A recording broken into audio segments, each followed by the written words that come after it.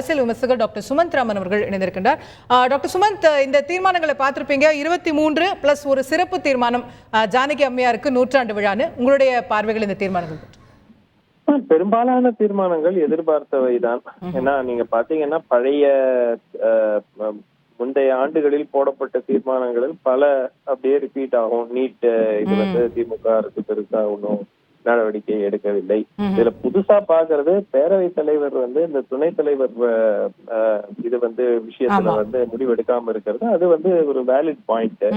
ஆனால் மற்ற விஷயங்கள் எல்லாமே கிட்டத்தட்ட ஒரு ரிப்பீட் அறிக்கை ஆஃப் ப்ரீவியஸ் இயர்ஸ் அப்படிங்கறதான் நான் பாக்குறேன். அது ஒன்னும் எக்ஸ்ட்ராடினரியா ஒன்னும் பெரிய ஒரு இது கிடையாது. இதுல என்னன்னா இந்த பொதுக்குழு நடத்த வேண்டும் என்று அவங்களுடைய கட்சியினுடைய விதிமுறைகளின் அடிப்படையில் நடத்தப்படுற ஒரு பொதுக்குழு. எவ்ரி இயர் அதை பண்ணணும்.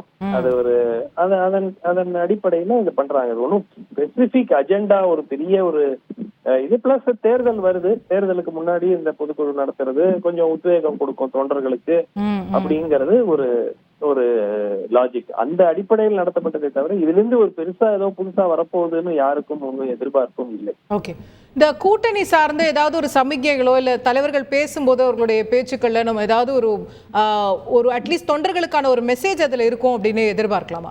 தீர்மானத்துல டைரக்டா இல்ல, நிச்சயமா கூட்டணி அமைப்போம் என்ற ஒரு ரீதியாக ஒரு பேச்சு இருக்கலாம். ஏன்னா தனியா நாம போய் தேர்தலை சந்திப்போம்னு எந்த கட்சியும் சொல்லாது. வலுவான கூட்டணி அமைப்போம்ங்கிறதுதான் எல்லா திமுகவா இருந்தாலும் சரி, அதிமுக, பாஜக யாரா இருந்தாலும் தக்க சமயத்தில் வலுவான கூட்டணி அமைப்போம் அப்படிங்கறத பேசுவாங்களே தவிர அதை தாண்டி ஸ்பெசிபிக்ஸுக்கு இன்னைக்கு எதிர்பார்க்க முடியுமானா நிச்சயமா எதிர்பார்க்க முடியாது. தேர்தலுக்கு இன்னும் 4 மாதங்கள் இருக்கின்றன. அதனால இப்போதைக்கு நமக்கு அதை பத்தி ஒரு பெரிய டீடைல்டு இது கிடைக்காது.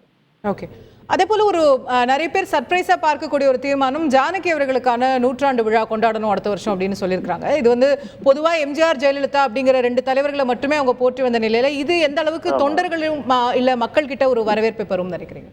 நிச்சயமா ஒரு வரவேற்பு பெறும். ஏன்னா அவங்க திரு எம்ஜிஆருடைய மனைவியா இருந்திருக்கிறாங்க. அது தவிர தமிழ்நாட்டு முன்னாள் முதலமைச்சரா இருந்திருக்காங்க. என்ன சர்க்கம்ஸ்டான்சஸ் எவ்வளவு நாள் இருந்தாங்கிறத விட இன்னைக்கு நீங்க தமிழ்நாட்டின் வரலாற்றில் பார்த்தால் நீங்க ஜானகி அம்மையார் அவர்கள் ஒரு முன்னாள் முதலமைச்சர்.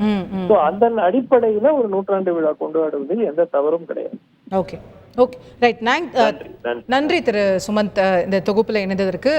அதிமுகவினுடைய பொதுக்குழு தொடர்ந்து நடைபெற்று வருகிறது. தற்போது வரவு செலவு கணக்குகள் தாக்கல் செய்யப்பட்டு வருகின்றன அப்படிங்கிறத பார்க்கிறோம்.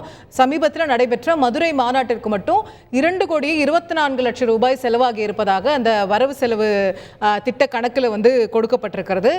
ஒவ்வொரு ஆண்டும் பொதுக்குழுவில் அந்த ஆண்டுக்கான வரவு செலவை பொதுக்குழுவின் முன்னால் வைத்து அதுக்கான ஒப்புதல் பெறணும் அப்படிங்கிறது அதிமுகவினுடைய விதி. அந்த விதியின்படி தற்போது இந்த ஆண்டுக்கான செய்த வரவு செலவு கணக்குகள் அப்படிங்கிறது பொதுக்குழு முன்னால் தாக்கல் செய்யப்பட்டிருக்கிறது. அதுல இந்த மதுரை மாநாட்டுக்கு மட்டும் 2.25 கோடி செலவாகி இருக்கிறது அப்படிங்கிறத பார்க்கிறோம். மதுரை மாநாட்டிற்காக 1.2 லட்சம் கூடுதலாக வரவு வந்திருக்கிறது அப்படிங்கிற மாதிரியான தகவல்களை கொடுத்திருக்கிறாங்க. 2,25,20,000 ரூபாய் நிதி இதுக்காக பெறப்பட்டது அப்படின்னு பல்வேறு தகவல்களை இந்த மாநாட்டுக்கான எவ்வளவு செலவாகிறது அப்படிங்கிறது குறித்தும் இந்த பொதுக்குழுவில் அந்த வரவு செலவு திட்டம் என்பது தற்போது பொதுக்குழு உறுப்பினர்கள் முன்னால் வைக்கப்பட்டு அது வெளியிடப்பட்டிருக்கிறது அப்படிங்கிறத பார்க்கிறோம்.